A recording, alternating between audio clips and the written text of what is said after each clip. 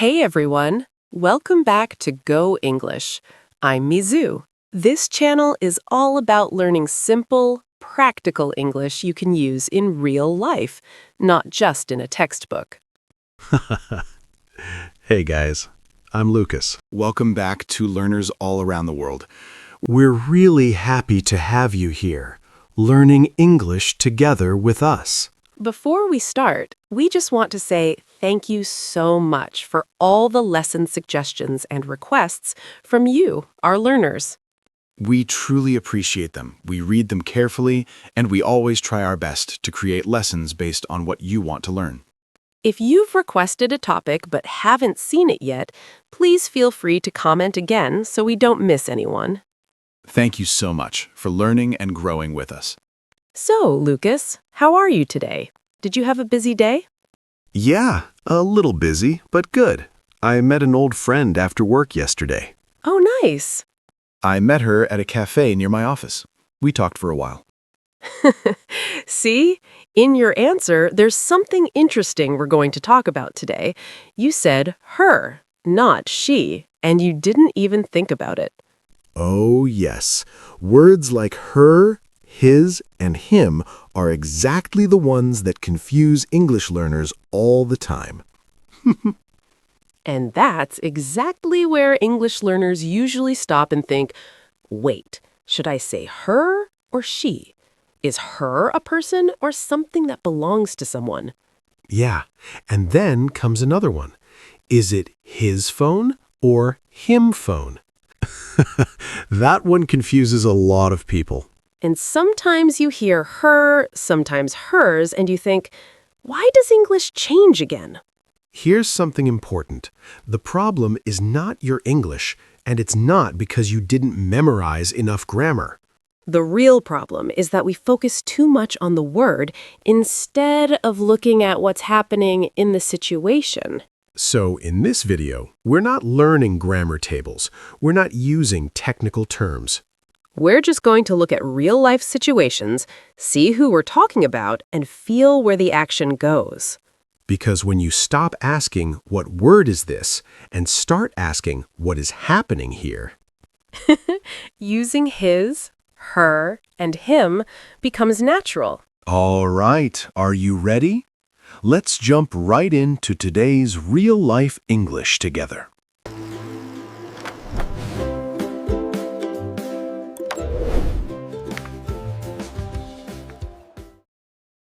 All right, let's slow down a little and really feel this. Imagine you see a phone on the table. You don't ask, what phone is this? You naturally ask, whose phone is it? Exactly. And the moment you think about the person, the words come out naturally. You say his phone or her phone. You're not thinking about grammar at all. And it's not just about phones or bags. It can be anything connected to a person. Her bag, his jacket, her keys, his laptop. Even ideas.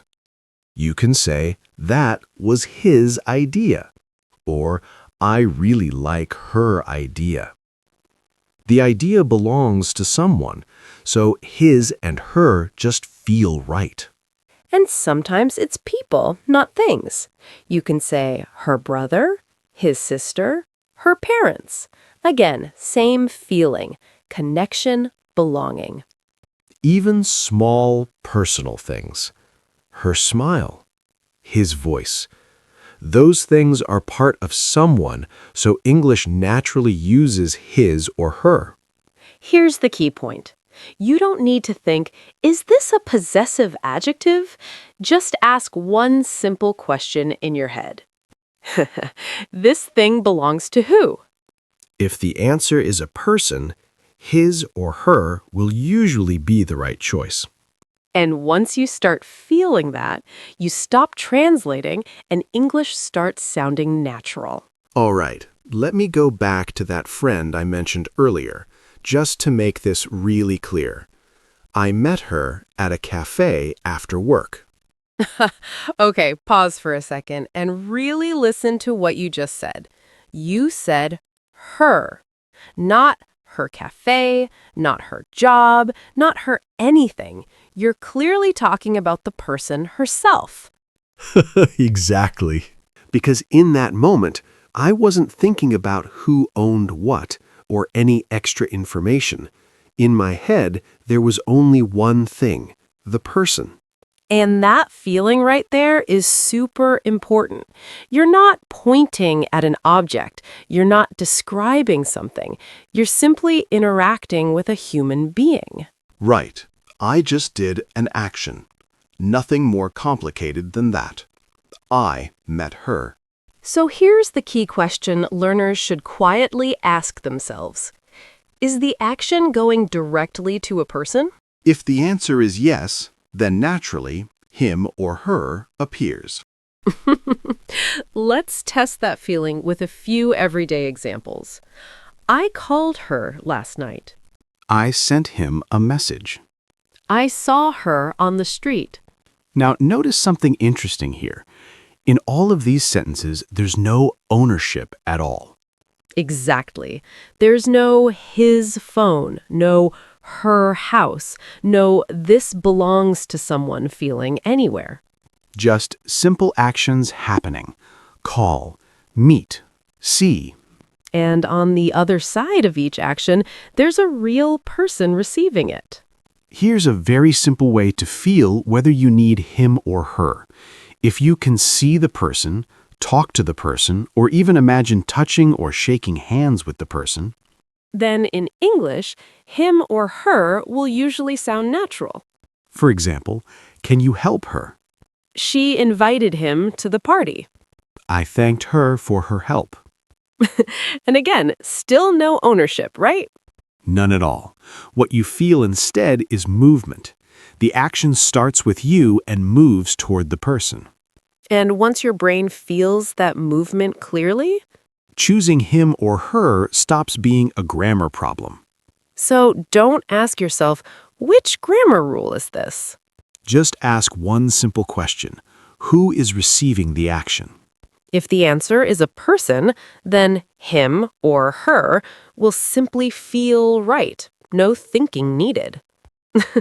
Okay, before we move on, there's one thing we really need to clear up. A lot of learners feel confused because her seems to do two different jobs. Yeah, sometimes her feels like him. Sometimes it feels like his. And that's where people start thinking English is complicated. But here's the good news. It's actually very simple. Don't think about grammar names. Just look at what comes after the word her. Let's look at this sentence. I called her. Here, her is the person. You can see her, talk to her, meet her. There's no thing after her. Now listen to this one. I like her bag. Same word, her, but now something comes after it. Bag. So the feeling changes. It's not about the person anymore. It's about something that belongs to the person. That's the key. If her is followed by a thing, her phone, her idea, her brother, then it's about belonging. If her stands alone, I met her, I helped her, I saw her, then it's about the person receiving the action. So yes, for women, the word her stays the same, but the feeling changes depending on the situation. English doesn't ask you to memorize two different words. It just asks you to see the situation clearly. So remember this one simple tip. Look after her. If there's a thing, belonging. If there's nothing, the person. Okay, now here's something that often surprises learners. Sometimes English doesn't even say the thing at all. Yeah, because the thing is already clear in the situation. Everyone knows what we're talking about, so English just skips it. Let's imagine this. Two phones are on the table. One is yours, one is mine. You pick one up and say, this phone is his. You didn't say his phone. but everyone still understands you mean the phone. Exactly. The word phone is already clear, so English doesn't repeat it. Same thing with this sentence. That bag is hers. You don't need to say her bag. The bag is right there. Everyone can see it. And this isn't only for objects. Listen to this one. The choice was hers. Here, the thing isn't physical. It's a decision, a choice, but it's still clear from the situation. So his and hers are like shortcuts. They save time and they sound natural. English really likes that. Short, clear, and no repetition. And this is where many learners have that oh moment. They realize English isn't changing rules randomly. It's just being efficient. So remember this feeling. If the thing is already clear, you don't need to say it again. You can simply say his or hers. All right, now let's talk about another situation you see all the time in real life. Sometimes you do something, and that action comes right back to you. Yeah. You're not doing it to another person. You're doing it to yourself. For example, imagine someone is running, trips, and gets hurt. You naturally say, he hurt himself.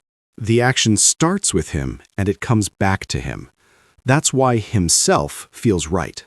Or think about learning something alone. No teacher, no help. She taught herself English. Again, the action goes out and comes back to the same person. And this one happens a lot in introductions. When you meet someone new, you say, he introduced himself. Notice the pattern. It's always the same person doing the action and receiving the result. You don't need to remember any grammar names here. Just feel the movement.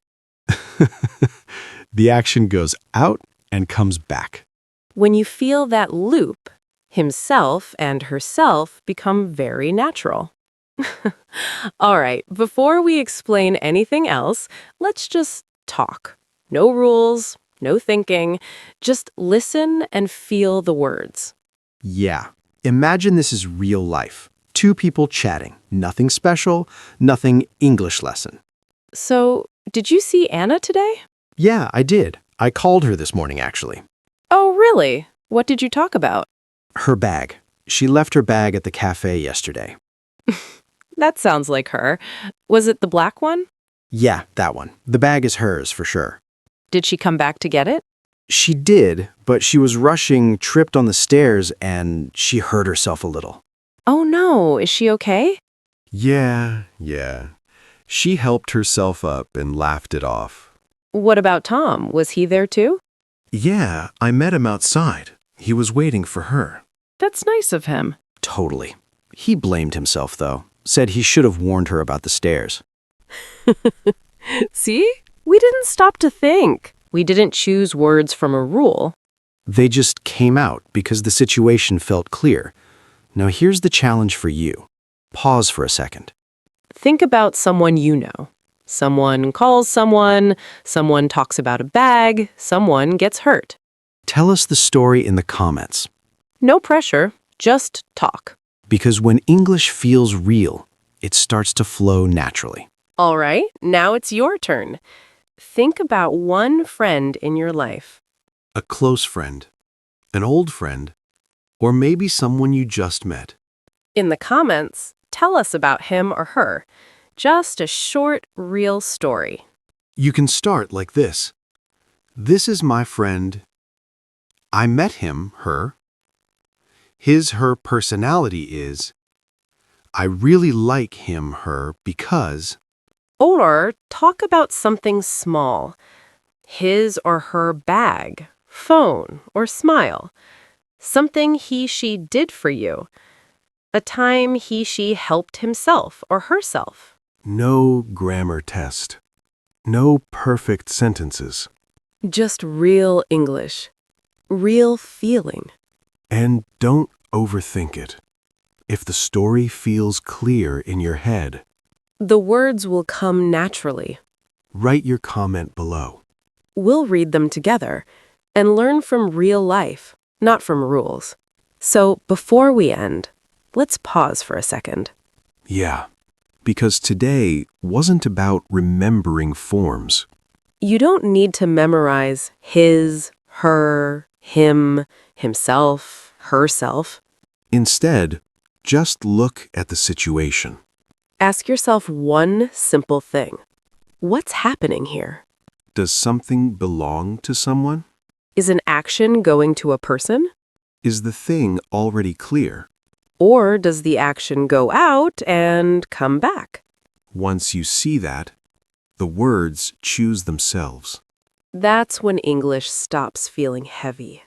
and starts feeling natural. Because English becomes easy when it feels real. If this video helped you, don't forget to like it. Share it with a friend who's learning English. And subscribe to Go English. Let's keep learning English through real life, not memorization. Thanks for spending your time with us today. Take care, keep practicing, and be kind to yourself. We'll see you in the next Go English video. Bye for now, and enjoy using English in real life.